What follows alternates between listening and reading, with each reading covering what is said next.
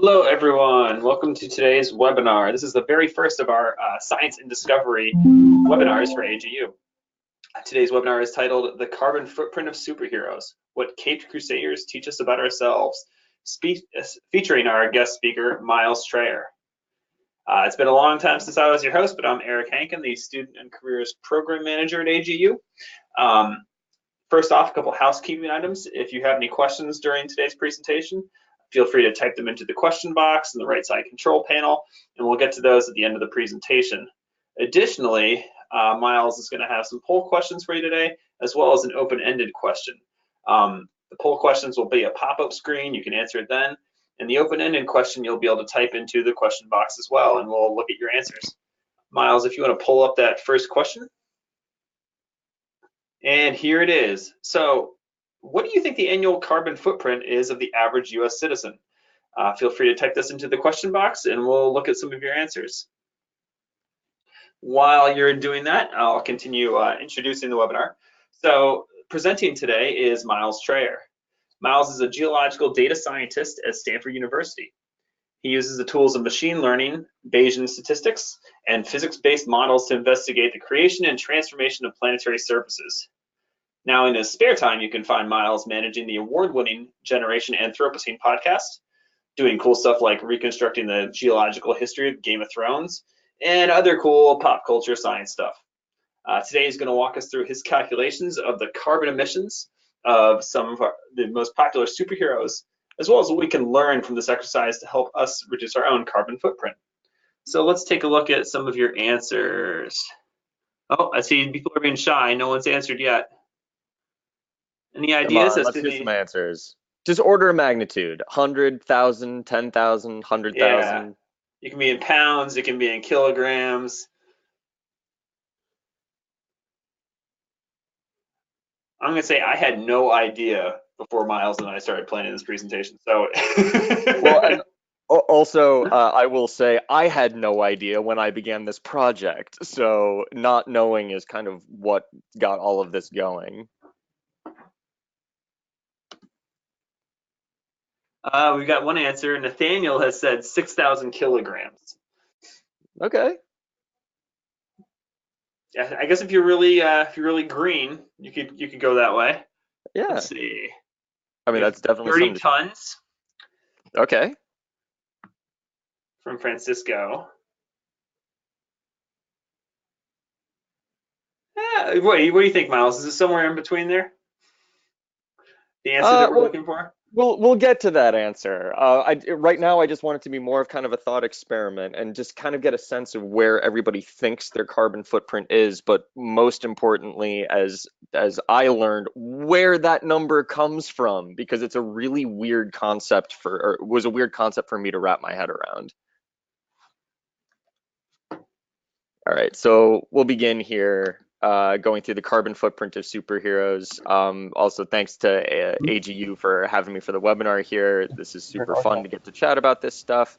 So I began with the carbon footprint of superheroes began as a project that started with my research as part of my PhD. And as Eric said, I was looking at the transformation of landscapes, and specifically on Earth, I was looking at how the earth changes. And as I was looking at a lot of these features, bulldozing a mountain or changing, rainforest into farmland, I was looking at these numbers, these carbon footprints that would get reported about these events. And the numbers were just absolutely staggering. It was something like 40 billion tons of carbon dioxide released per year, 743 billion tons of carbon dioxide released since 1987, 2 trillion tons of carbon dioxide over the whole course of human history. And I don't know about anyone who's currently listening, but for me, these numbers were too big to mean anything. I can't picture 40 billion of anything in my head, and I didn't really understand what that number meant, but I knew it was very important. Climate change is undoubtedly, one of the biggest threats humanity has ever faced, and so understanding what we're doing to the atmosphere and how we're affecting its chemistry is vital. And so I wanted to learn more about this number. What does this mean? but I didn't do anything with it because I couldn't really break down 40 billion into anything that made sense to me. And so I just kind of put it on the back burner. And about a year later, I was on a camping trip with a friend of mine, and we're all nerds, and we were talking about who our favorite superheroes were. And we were having a heated conversation over dinner one day, and the question came up, who's your favorite superhero? Who's the best superhero in both Marvel and DC? And I said, well, naturally, my favorite character was Batman. Batman is the best. He's got all the cool gadgets. He's got the car. He's got the plane. He's Batman. It's great. And after this conversation went on for a little while, my friend said, Miles, you're a hypocrite. I said, whoa, where'd that come from? And he said, well, you're an environmentalist. Batman has to be terrible for the environment. And rather than laugh, I thought, yeah, I'll bet I could calculate that. And so this was my way into sort of investigating carbon footprints and what they meant, what goes into calculating that number. So thinking of carbon footprints, I asked earlier, what is the average American's annual carbon footprint? So I'll tell you that the order of magnitude for that is about 10,000 pounds. The average is right around 42 to 45,000 pounds of carbon dioxide per year for each average American. Those who are listening, it's probably a little bit lower, especially if you're a student. It's probably considerably lower from not driving or traveling as much.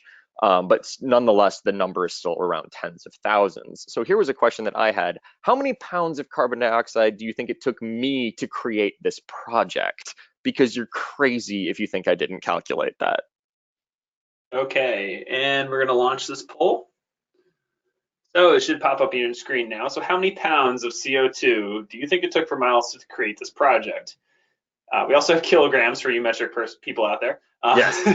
So 56 pounds, 233 pounds, 682 pounds, or 981 pounds. Those are very exact answers.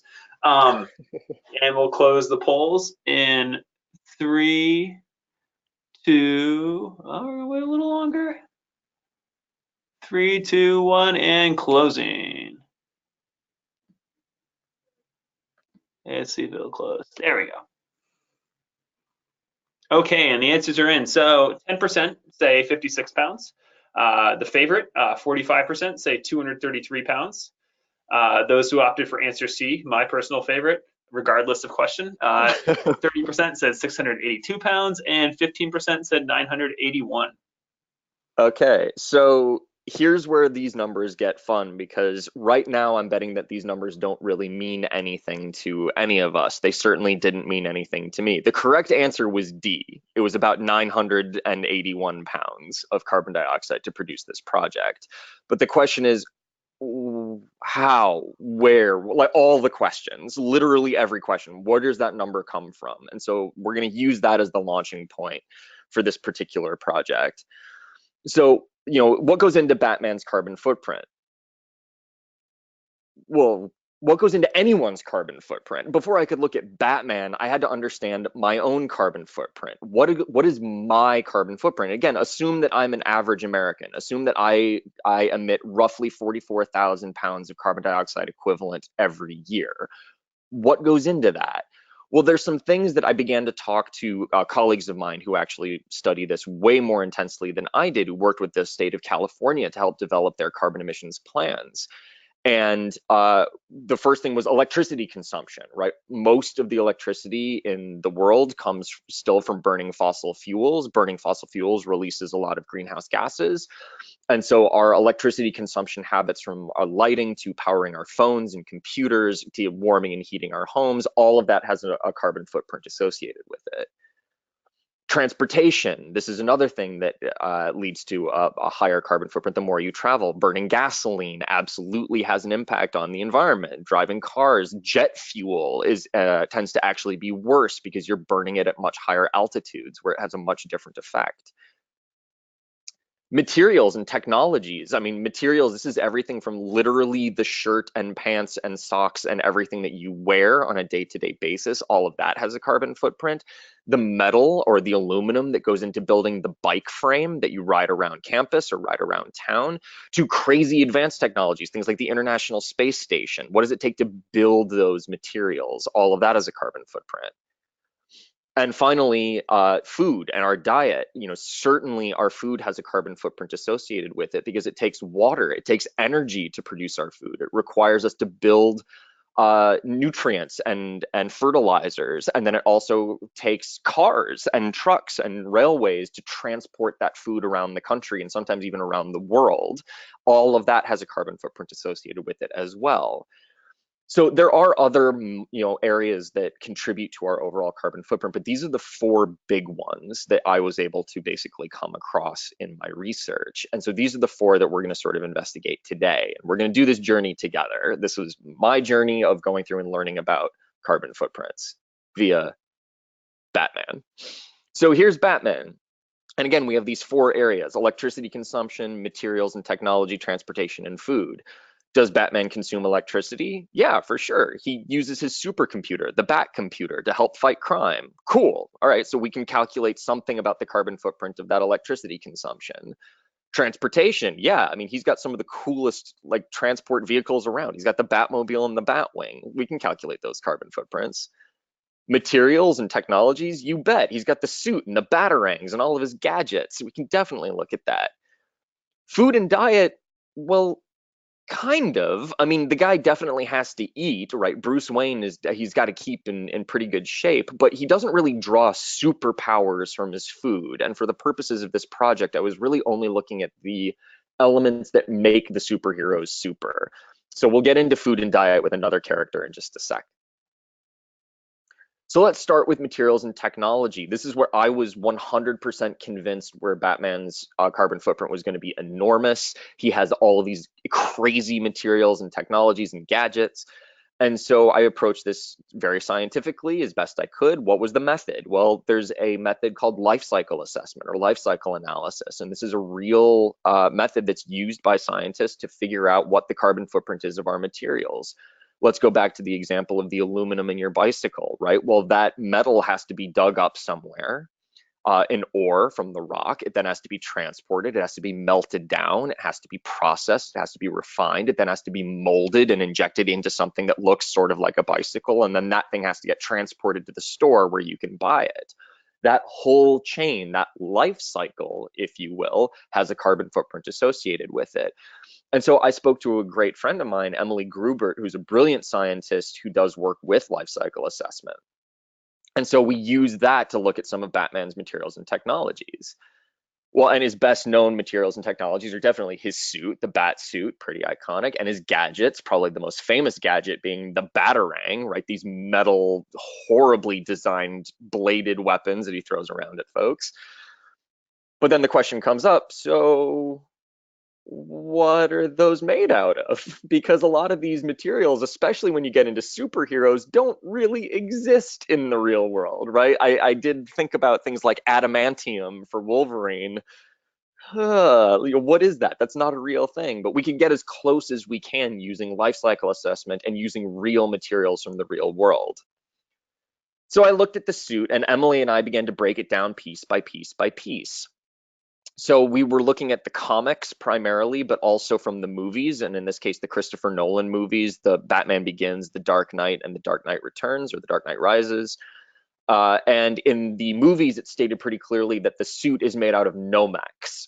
And Nomex is basically a fireproof material. In the comics, he gets shot in the chest and he's wearing a bulletproof vest, so probably Kevlar.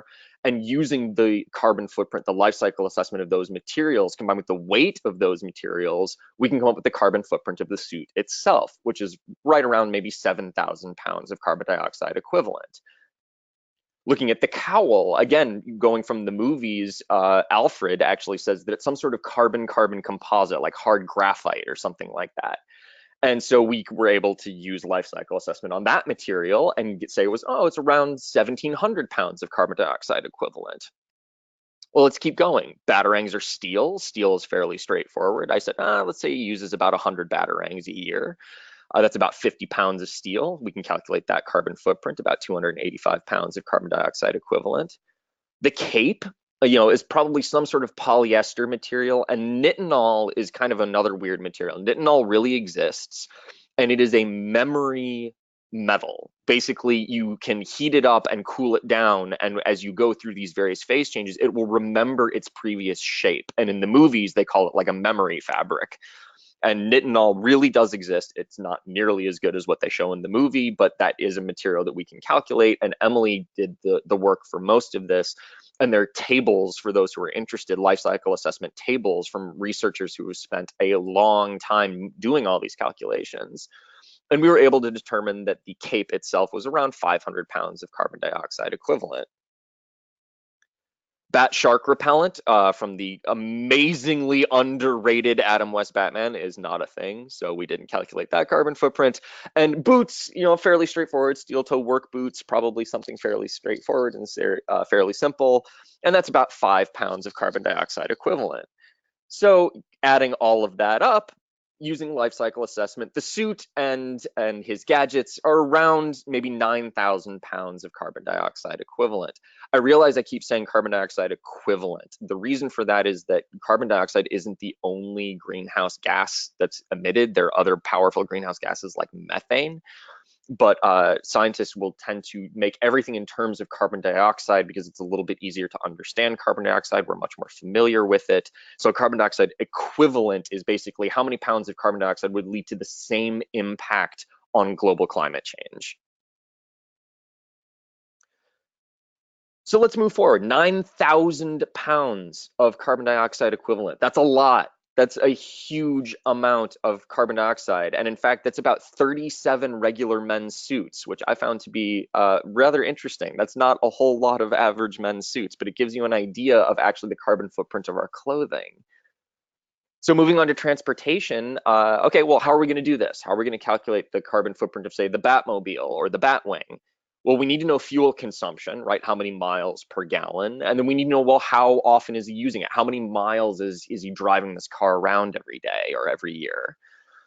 And as my friends love to point out to me, I hate to break it to you, Miles, these things don't exist. So, okay, what can we use as a proxy? What is the closest thing we have to a real Batmobile? Well, let's look at the Batmobile to begin with.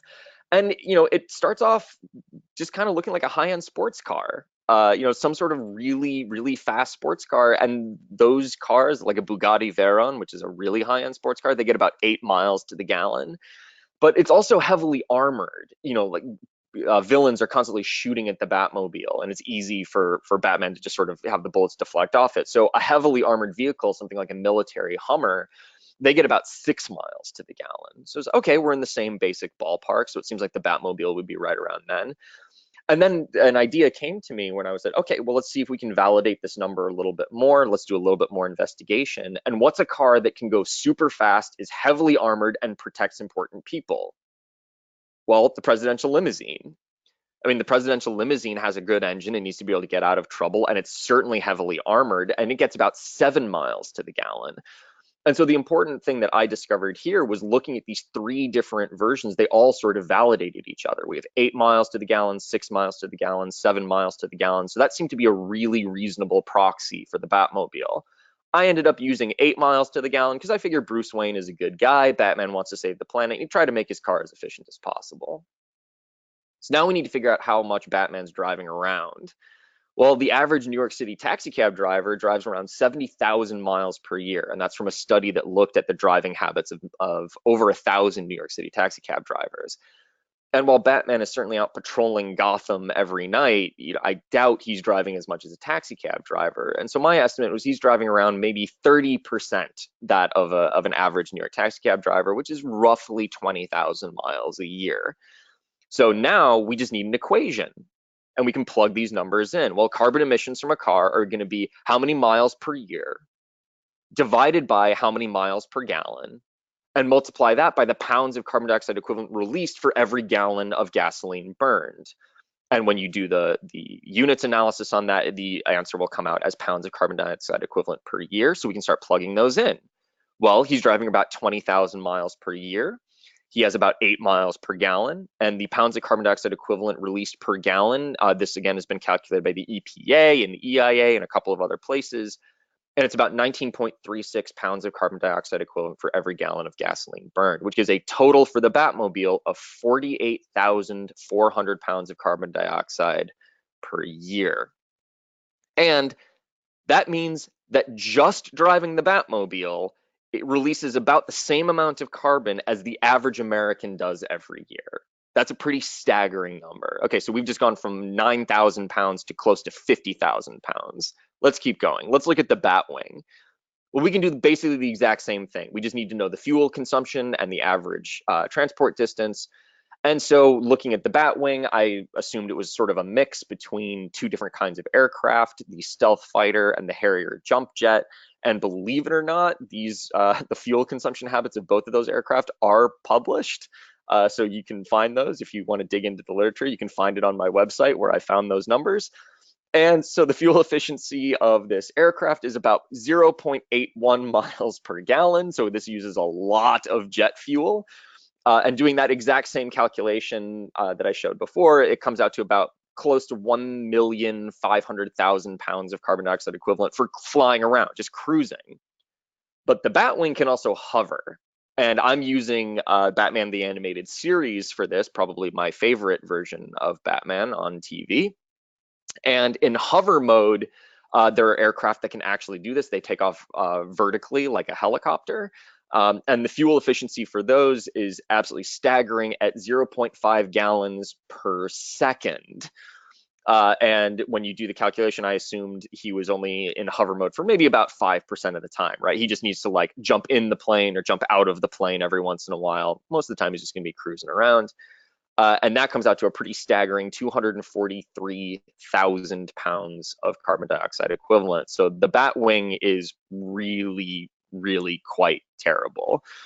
And so we're starting to see the relative values of all of these numbers, right? His materials and his gadgets are actually fairly low. Driving around and burning fossil fuels gets considerably higher, and flight, most of all, is pretty terrible. And in fact, this number that I calculated for Batman's transportation, for the Batwing in particular, 1,700,000 pounds, is about the same as one of us flying from New York to LA 344 times in a year. So basically imagine just flying back and forth pretty much every day for a year, and that would be about the same carbon footprint. So summing everything up, we can get his Bat transport is about 1,800,000 pounds of carbon dioxide equivalent, and we're off to the races. We've started to hit numbers that are really difficult to understand. And we'll wrap this particular character up here looking at his electricity consumption. How much electricity does Batman need to power his technologies? Well, he uses his supercomputer, the Bat computer, to solve crimes. Supercomputers are real. They're real things in the world. So how much does one of those draw? How much electricity do we need to power one of those? Well, one of the most reliable supercomputers in the world right now is the Japanese K computer, and it draws about 12.6 megawatts. So in order to figure out how much electricity it needs, we need to know how long it was running.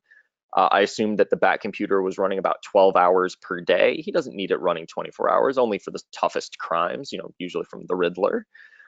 The electricity source, this is important. All of our electricity has a carbon footprint based on what we're using. And the average American power source is going to use a lot of fossil fuels. In fact, for America, it's not uncommon for our electricity consumption to be something in the neighborhood of 1,500 pounds of carbon dioxide equivalent released for every megawatt hour of electricity that we require. A megawatt hour is a huge amount. That's about, I think it ends up being about 1 megawatt hour for every home, or maybe it's 10 megawatt hours for every home in the United States. So this is a lot of electricity. And that releases, again, normally about 1,500 pounds. But I decided once again that Batman, he's a good guy, he's a superhero, wants to save the planet. So I gave him what I thought would be a preposterously clean fuel source 50% nuclear, 20% hydroelectric, 20% wind, 5% solar, and 5% geothermal, which releases only 68 pounds of carbon dioxide equivalent for every megawatt hour. That's about 20 times cleaner than the average US household. Once again, there's a nifty equation that we can plug this into: megawatt hours times hours per year times the pounds of carbon dioxide for every megawatt hour. And that gives us, oh goodness gracious, 3,700,000 pounds of carbon dioxide equivalent. This is the electricity use of about 5,000 homes just to power the Bat computer. And I don't know about any of you, but this was shocking to me. I used supercomputers and supercomputing clusters as part of my PhD, and I had no idea that this was the carbon footprint associated with these. Certainly our laptops don't do anything close to this, but it does start to give you a sense of how much electricity our gadgets, our own phones and computers start to draw. So we can sum up Batman's carbon footprint here. We have a suit and his gadgets, we have the Batmobile and the Batwing and his Bat computer, and it comes out to just over 5 million pounds of carbon dioxide equivalent, which is about 125 average Americans. That is a preposterous amount. But then again, he is doing a lot of good to save Gotham and the world, so we'll let it slide. So now that we've gone through Batman, I'm going to open up another question here. There, going across different comic universes, what do you think has the biggest carbon footprint? And I'll let the poll show up here. Yep, stand by for poll launch. All right, so which of these uses the most carbon? The manufacturing of Spider-Man's webbing, driving around Batman's Batmobile, the powering of Professor X's supercomputer Cerebro, or the task of satiating Wolverine's love of barbecue ribs. We'll close the poll in 3, 2, 1. Poll closing. Alrighty, and it looks like folks were listening. 81% Yes. say that powering Professor X's supercomputer Cerebro, although I guess that would depend on how often he's using it, would use the most carbon. Yeah, well, and it depends entirely on what's powering Cerebro, right? If he just had one of, maybe he has Storm sitting there just constantly generating an electric field to power the thing, in which case its carbon footprint is quite low. See, these are the questions you have to ask when doing these projects. So yes, my hunch would be that Cerebro would indeed have the highest carbon footprint, assuming that it's using human electric sources and not mutant electric sources.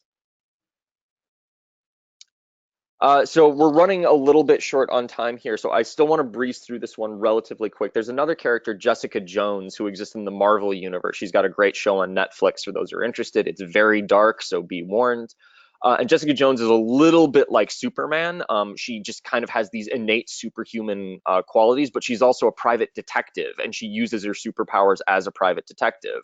So her electricity consumption is basically, how much do you need to power a New York City apartment?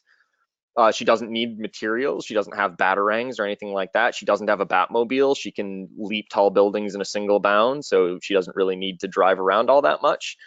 And food and diet, and I use this generously to call it food and diet. She smokes quite a few cigarettes and drinks a lot of booze. And I wanted to see what the carbon footprint was for some of our vices, not just eating apples and oranges and hamburgers. So we'll go through this again very quickly. Electricity consumption. How much electricity does Jessica Jones need to power her alias detective agency, which is in New York City? Well, that's helpful. New York City is a real place. So let's just find the electricity consumption habits for New York City. And yeah, a team at UC Berkeley actually had already done this. They're amazing folks over at coolclimate.berkeley.edu. And they'd actually done a whole breakdown of what it's like to live in a Brooklyn apartment. And you can see here a map of that carbon or that electricity consumption, the carbon footprint for pretty much everywhere in the United States. And you can zoom way in on this map. It's very cool. I highly recommend everybody check it out. So just adding up these numbers and removing things like food, because again, I'm going to consider that separately. The alias detective agency requires just about 40,000 pounds of carbon dioxide equivalent. That's right on line with sort of the average American, but believe it or not, that's more than 2 times less than the average Manhattan apartment. So just living in Manhattan pretty much makes you, I don't know, a supervillain? I don't know. Forget I said that. That's a random thing to say. And then again, we're going to use diet very, very loosely here. We need to know how much she smokes and how much she drinks. And these industries are notoriously secretive. I wasn't able to find a lot of data on this and a lot of papers. In fact, I think I only found 1 or 2 research papers each, but we're still going to do the best with what we have. So Jessica Jones is pretty much immune to all of the things that ail us mortals, things like, lung cancer. And so she smokes a lot. I estimated she smokes about 3 packs a day based on the fact that pretty much every frame in the comics, like you're seeing on the left, she's smoking a cigarette. 3 packs a day is about 3 times the average American smoker, according to the American Cancer Society. And so, that's roughly 21,000, 22,000 cigarettes every year. And the best number I could find was about 1,400 pounds of carbon dioxide equivalent for released for every million cigarettes produced. That number sounds low to me. There's certainly a lot that goes into processing tobacco and transporting it all over the world. But again, this is the best number I could find. And so this is the number I rolled with. But like I said, my hunch is that this number is low. And in the end, if she's smoking 3 packs a day for a year, that comes out to about 31 pounds of carbon dioxide equivalent. And while that number seems low relative to what we just saw from Batman, that's the weight of 2 bowling balls worth of carbon just from sucking on those cancer sticks. So don't smoke, folks. It's a terrible idea. So we'll move on to her drinking, and Jessica Jones's drink of choice is whiskey. All of our beverages, all of our alcoholic beverages have a different carbon footprint. Irish whiskey has to be made in Ireland and then transported across the world. So if you're a whiskey drinker and you like Irish whiskey, that's going to have a higher carbon footprint than if you live in the States and you prefer a Kentucky bourbon, which doesn't have to travel nearly as far. So there is a group that actually has calculated the carbon footprint of most of our beverages, and they calculated that for whiskey, the average carbon emissions are about 6 pounds of carbon dioxide equivalent for every bottle. Jones, once again, is probably a super drinker. She has a super metabolism. I estimate she's drinking about 9 bottles of whiskey a week. Never do that. You will end up in a hospital, and you certainly won't get superpowers for doing that. And just doing the straight math, multiplying the carbon footprint per bottle by the number of bottles in a year, we found out that just from drinking, she emits about 3,000 pounds of carbon dioxide equivalent, which is the same amount of carbon released as if you drove your car from New York City to Los Angeles and back. So that is a pretty large number. And once again, I want to say that these are all estimates. These are things that I'm guessing at. These characters don't exist. And the important thing is the relative size of these numbers. And I think that's the most important thing for me as I started going through the analysis, is looking at 3,000 pounds seems small relative to the 44,000 average emissions. But these numbers, they mean something. All of these contributing factors build up to this larger number.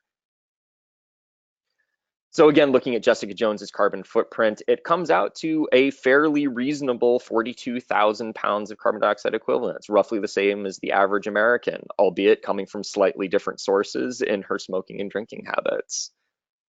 And now we've seen all the ways that we're emitting carbon. And to wrap up here, I want to talk about how do we get that carbon out of the atmosphere? How do we get rid of this stuff? Well, Earth does a pretty good job of trying to regulate this. We've sort of knocked that system out of whack with our own carbon emissions. But I did want to ask everybody, what type of landscape do you think does the best job removing carbon from the atmosphere?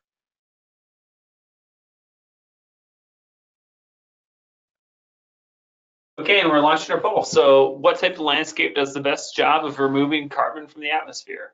You think swamps, grasslands, rainforests, or the desert? And we'll close the poll in 3, 2, 1. Poll closing. I'll share it with you all. So as you can see, about 38% of folks said swamps, 19% grasslands, 44 rainforest, and no one thought the desert. Well, I'm glad to see that. So, there are a couple of different ways that landscapes can actually draw down carbon. One way is by plant matter. This would be things like grasslands and swamps and rainforests. So the plants actually take carbon dioxide, they pull out the carbon and use that to build themselves, and they release the oxygen into the atmosphere. That's how they help regulate carbon. So definitely rainforests are going to be a big draw for carbon. They're going to do a good job pulling that stuff down. Swamps and grasslands are the same thing. There's a lot of plant material there. There are actually other ways of pulling carbon out of the atmosphere. Weathering rocks is one way that happens, particularly calcium carbonate rocks in particular tend to do pretty well, or just all carbonate rocks for that matter.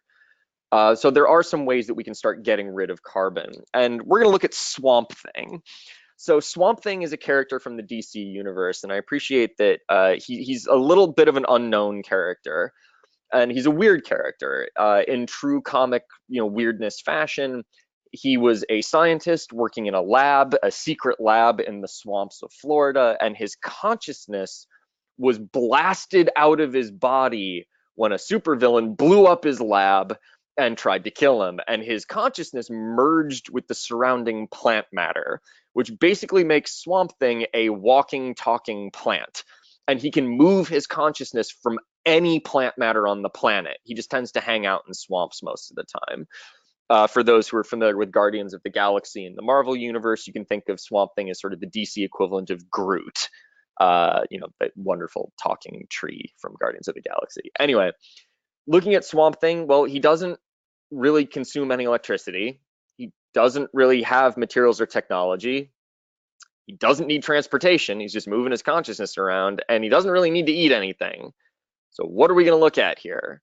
Well, this gives us a chance to look at carbon sequestration. And this is what I was talking about just a little bit ago, how to pull carbon out of the atmosphere. And scientists right now are actually working on a number of ways of doing this without just using plants, looking at artificial ways of doing this. It's a huge undertaking and project. It's really impressive work going on, and I recommend everybody check that stuff out. Now, swamps are interesting because there's a lot of plant matter in a swamp. They're very, very dense, so we would expect a lot of sequestration. But because it's a lot of biological material, when that biological material begins to decay, it releases a lot of methane. And methane is actually a really potent greenhouse gas. Again, this is where we come up with this carbon dioxide equivalent. 4 grams of methane released per year is about the same as 120 grams of carbon dioxide. So methane is a very, very powerful greenhouse gas. And so when I started digging into scientists and researchers who had looked at swamps, they were able to determine that swamps emit about 4 grams of methane per square meter per year. And they absorb somewhere between 22 and 98 grams of carbon dioxide per square meter per year. So all I needed to do was figure out how big was Swamp Thing. And, Swamp Thing is big. He's a huge behemoth, sort of like hulking creature. And so I looked at one of the largest humans who has ever lived, a famous wrestler from the 70s and 80s, Andre the Giant, star of The Princess Bride. And he has about his surface area was about 3.7 square meters. That's about twice the surface area of the average male on Earth. He's just an enormous, enormous man. And when you multiply all of these numbers together and then add them up, so basically take the emissions multiplied by Swamp Thing's surface area and how much it absorbs by Swamp Thing's area, you get that Swamp Thing's total carbon footprint is 0.18 pounds of carbon dioxide released per year. This makes him by far the lowest emitter that we've looked at so far. But we can do better. What if he wasn't in a swamp? What if he wasn't, sucking down all of that carbon dioxide, but also releasing methane? What if all he was doing was absorbing and sequestering that carbon? Let's take a look at grasslands. Grasslands, I was actually shocked to learn this. A colleague of mine who does some of this research pointed this out to me. Grasslands absorb a ton of carbon dioxide, not literally, figuratively. They actually absorb about 195 grams of carbon dioxide equivalent per square meter per year. Again, just multiplying those numbers together, we would have to change his name. He's no longer Swamp Thing, he would be Grass Thing, but his carbon footprint comes out to about negative 1.59 pounds of carbon dioxide equivalent per year. He has a negative carbon footprint. He's removing carbon from the atmosphere. This is awesome, but we can do better. Let's look at tropical rainforests. So this is something that, again, looking at the relative numbers, I was really surprised. I had always heard that rainforests were very important to regulating carbon and overall good for the health of the ecosystem of our planet. And this is one of the major reasons why tropical rainforests absorb 270 grams of carbon dioxide equivalent per square meter per year. That is just an enormous number. That is the largest number I was able to find. And so having, a tropical rainforest thing walking around is probably the best case scenario for this character. Relatively speaking, he's still kind of terrifying, but his carbon footprint drops to negative 2.2 pounds of carbon dioxide equivalent every year. So, all right, we have a superhero who can remove carbon. Can he save the world? Well, currently, rainforest can sequester something in the neighborhood of 5 billion tons of carbon dioxide equivalent per year, and this would be metric tons. And that's a huge number, and that's awesome. This certainly seems to be bigger than most of our superheroes. But the problem is that humanity currently releases over 8 billion tons of carbon dioxide equivalent per year. So plant matter alone, and rainforests alone in particular, cannot handle this. But what about Swamp Thing? What could we do with Swamp Thing? Well, to remove the carbon emissions of a single average American, we'd need 20,000 Swamp Things, and that would cover about 60 football fields worth of Swamp Things. And so you can already see the scale of the problem here. Drawing carbon out of the atmosphere is a colossal undertaking. To try to remove the carbon emissions of every American, we need a forest of Swamp Things covering 70% of all the land on Earth. And that's just Americans. That doesn't account for the entire planet. So once again, this for me was a helpful way for me to understand the absolute daunting nature of trying to pull carbon out of the atmosphere and why it's absolutely necessary to limit our own carbon emissions. So what do we take away from this type of project? Well, I'll give you what I took away from it. Because again, I didn't know a lot about carbon footprints when I began. This was a way to teach myself. And it turns out that a lot of other people, and I'm assuming all of you are the same way, that you liked this. You thought this was like a neat way to do it, to look at a carbon footprint. So combine the things you love. I'm interested in geosciences, I'm interested in superheroes, slam those together, you get this project. And I think that when you do that, people pay attention more, they'll invest more in what you're doing and what kind of work that you're doing. Making a good estimate is a vital scientific skill. These are all order of magnitude estimates. I would never claim, the level of precision that I'm showing here with like 891 pounds, just say it's on the order of hundreds of pounds. But making a good estimate is really important. When you see numbers show up in the news even, can you do that? Can you find that number? Can you roughly calculate that number on the back of a napkin? I think this is a really important skill that's often overlooked. Teach yourself in different ways, right? I wanted to learn about carbon footprints. I certainly could have taken classes on this. I could have sat down with friends, but this was how I found to teach myself. It got me more invested in the material and it got me more interested in the material. And I learned a ton about the relative size of our own carbon footprint and what goes into it.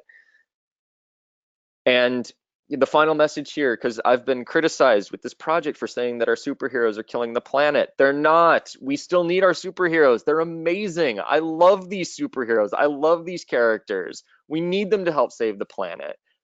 But using our knowledge of geosciences and using our knowledge of carbon accounting, we can do our part and we can help them be better superheroes. So I only covered a couple of superheroes today. These were all of the superheroes that I covered in the project. I talked about Superman, Firebird, Iron Man, Spider-Man, Batman, The Flash, Oracle, Jessica Jones, and Swamp Thing. And you can find all of that analysis on my website, milestrayer.com. And I'm happy to take any of your questions. Okay, so we had some questions put in. while you're presenting. I'm just going to switch who's presenting here. Miles, give me 1 second. Perfect. But our first question was, and it's kind of a two-parter, how did you choose which superheroes to calculate? And after doing this exercise, do you have a new favorite superhero? You mentioned before that it was Batman. Wondering if that changed. Let me ask that one or answer that one first.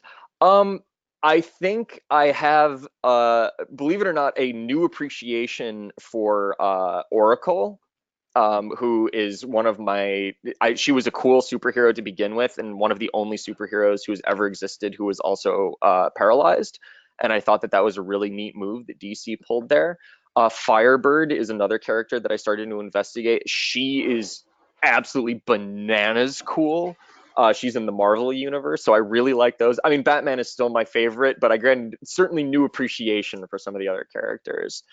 And going back to the first part of that question, how did I choose these characters?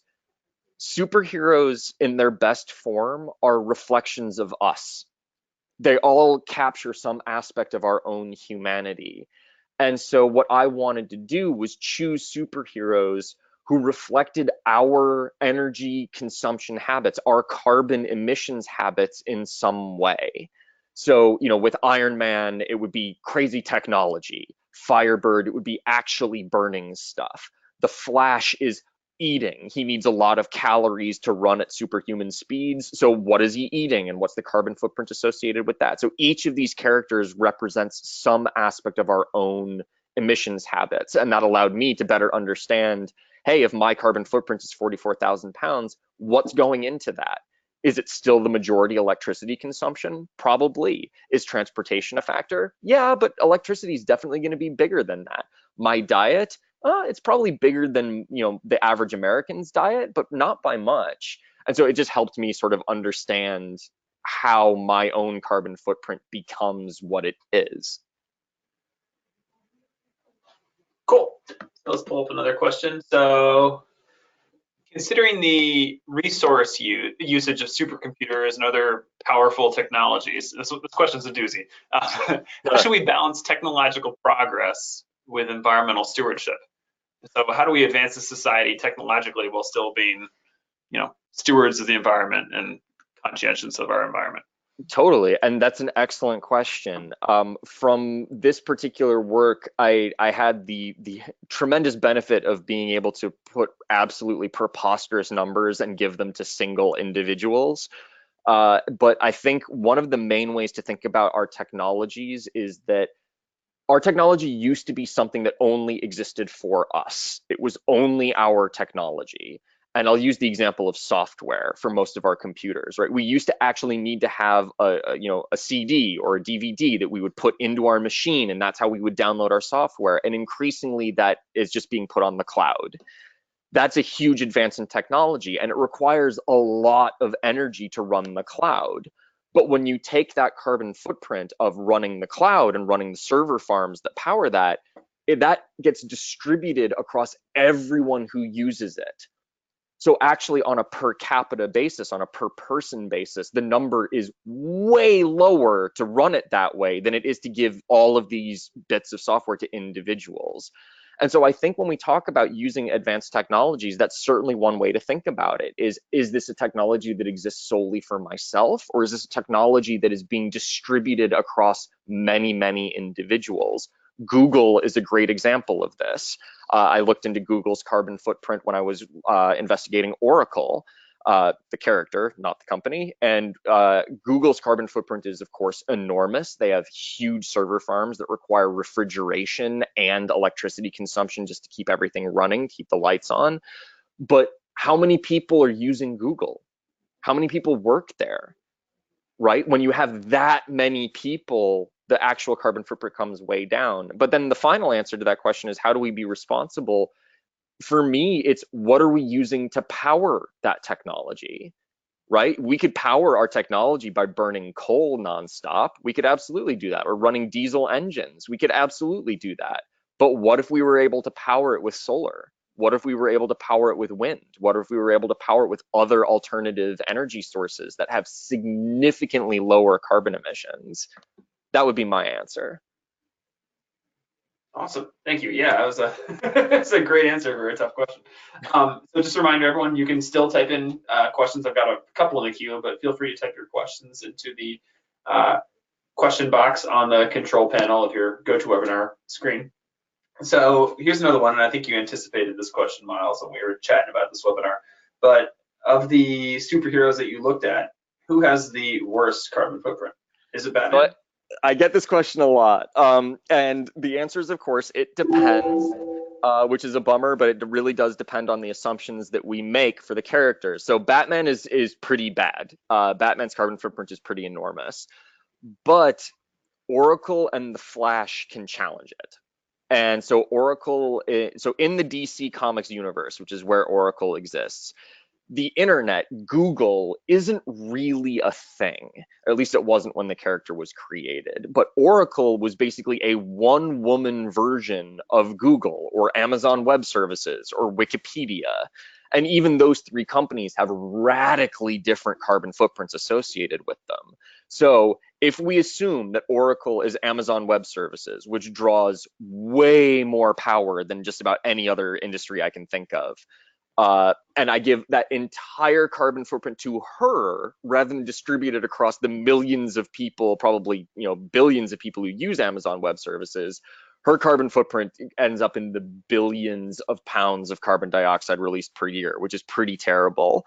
But if I assume she's much closer to Wikipedia and that she's using a hyper clean energy source, then her carbon footprint is actually, I think, a third or less than that of Batman. So it depends. Oracle could be pretty bad. Similar with the Flash.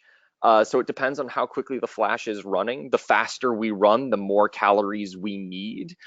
And believe it or not, I actually did have to account for Einstein's theory of relativity when looking at the Flash as he starts to run at near the speed of light, where you need exponentially more energy to move faster and faster. And so if he's running at the speed of light, he would need to be eating a massive quantity of food. And if he decides to get all of that from, say, hamburger, and which is beef, and beef has a pretty ridiculously large carbon footprint, then his carbon footprint ends up being, I don't know if it gets to billions, but it's in the hundreds of millions of pounds of carbon dioxide. So he ends up being pretty bad too. And everyone else sort of sits somewhere in that spectrum. Awesome. So here's another one from James. So is the best solution to come up with a portable cold fusion reactor like Iron Man uses? So yes, I think that a portable cold fusion reactor would be amazing. And if you dig through the analysis that I did on Iron Man, again on my website, you can see I did the carbon calculation for what the carbon footprint is of a portable cold fusion reactor. It's not zero. Believe it or not, even for a solar cell, the carbon footprint is not zero because we still need to dig up those materials to make the solar cells. But as it turns out, and it hopefully isn't surprising, the carbon footprint of solar energy is way lower than burning fossil fuels. But even so, a portable fusion reactor, and I don't remember what the number is off the top of my head, but it is, I think, at least one, if not two orders of magnitude lower than even the cleanest energy sources that we have available right now. So if we could develop the arc reactor, that's what I'd go with. Okay, just need We to develop need that. Tony Stark to build that, or whoever Yeah, the closest Tony Stark is. So maybe Elon Musk is working on it right now. there you go. So Steven asks, one of your other projects was the geological map of Game of Thrones, and some fans of of Game of Thrones argue that the Song of Ice and Fire series can be seen as a complex social commentary on climate change anxiety. Why aren't Marvel and DC tackling this issue, or are they? They do tackle it in some comics, believe it or not. Read Swamp Thing. So it begins with the Alan Moore run, and who was the author, and he created a character. He sort of reinvented Swamp Thing's origins, and the whole idea was Swamp Thing is protecting the environment around him. He's sort of the Batman equivalent of nature. And his story is really about this environmental degradation that was seen in the comics universe, the equivalent of the Florida Everglades. And so there actually is a lot in there about sort of environmental degradation and how superheroes should work to help protect that. In terms of other characters who are working to that end, I don't know of particular plot lines that work towards that, but I do know in Iron Man that he does, or Tony Stark does make mention of the fact that his energy is cleaner than any other energy that's produced in the arc reactor. So it's at least mentioned, but there aren't entire storylines to my knowledge that go down that particular rabbit hole. There might be some other storylines out there that I'm not aware of, but for environmentally focused comics, I really would look at Swamp Thing and potentially some that exist in actually you can call her a villain or you can call her an anti-hero, but Poison Ivy from the Batman universe, she's also a sort of a violent protector of the environment, and she does raise interesting questions about, you know, who we are as stewards of the planet. Awesome. So you noted earlier on the average carbon usage per U.S. citizen annually. Yes. Do you happen to know, and we can assume that the U.S. is not the best in this case, do you happen to know what developed nation has the lowest annual carbon usage per person?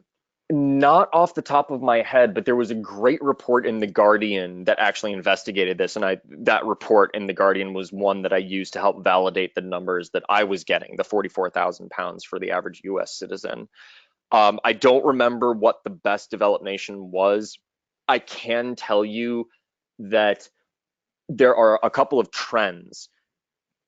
Any nation or really any city, any person that lives in particularly hot areas or particularly cold areas, their footprints tend to be worse. And that's just because heating and cooling, right? Heating and air conditioning, they're energy expensive. It requires a lot of energy to do that. So look for nations in temperate areas, and also look for nations that, you know, don't require a lot of industry. So these would still be industrialized nations, but preferably industrialized nations that don't rely so heavily on, you know, like massive manufacturing. France uses a lot of nuclear energy, and nuclear is considerably cleaner than in terms of carbon emissions, it's considerably cleaner than burning fossil fuels.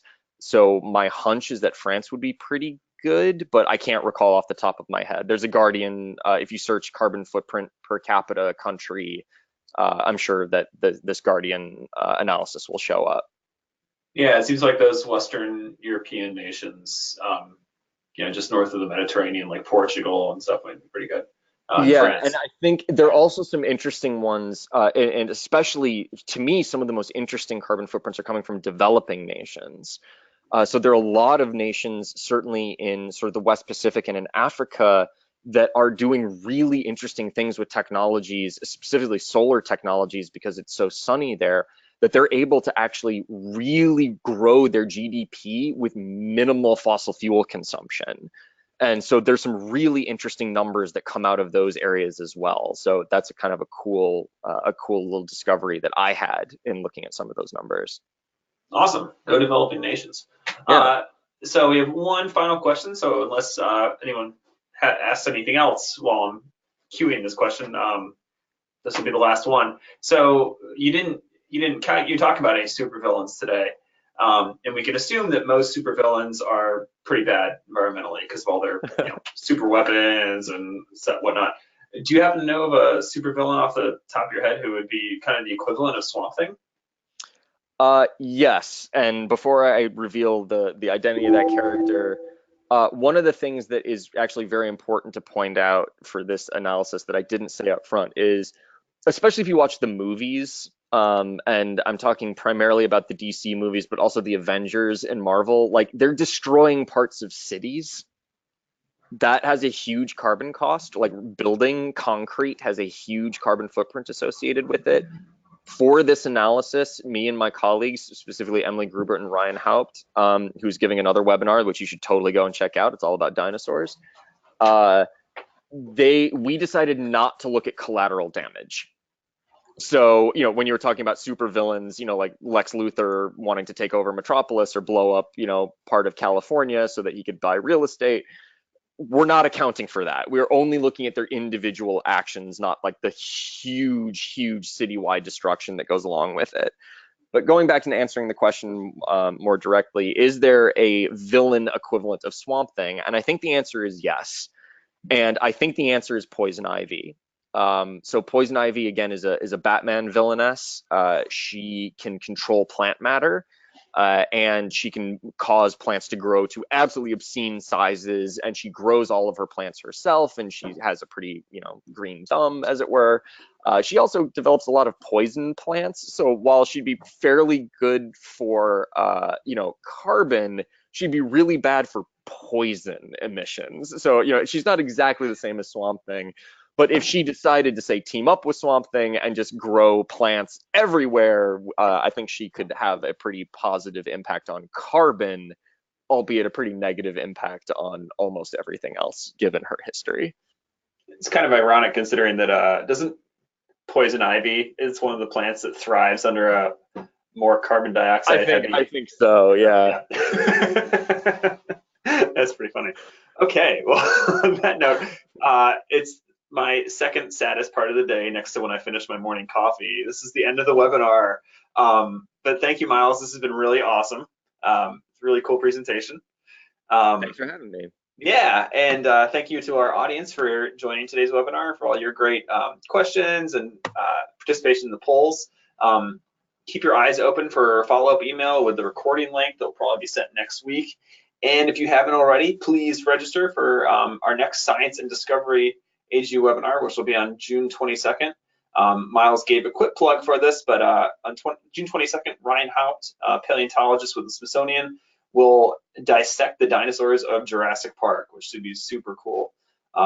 Nathaniel Janik, my colleague, will be hosting that one. I'm going to be tuning in while out on parental leave, so looking forward to it.